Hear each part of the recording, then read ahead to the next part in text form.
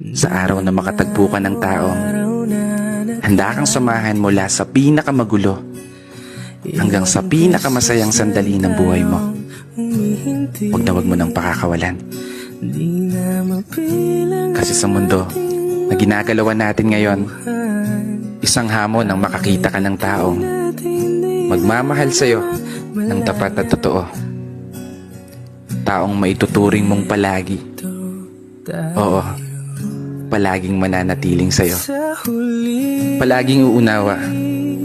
Palaging magpapahalaga. Taong tatanggapin ka ng buong buo maging sino ka pa. Ano man ang estado mo sa buhay o kulay ng paa.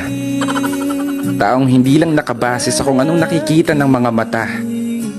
Taong bigla na lang magliligalig nang hindi mo alam ang dahilan. Ay, mali pala.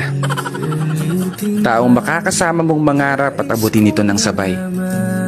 Taong aalalay, lalo sa mga panahong natatakot kang tumulay.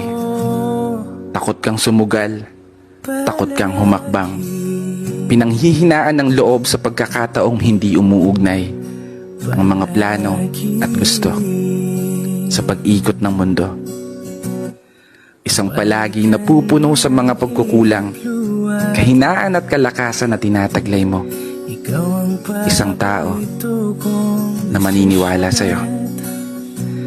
Isang tao na palaging magpapaalala na kaya mo, na magagawa mo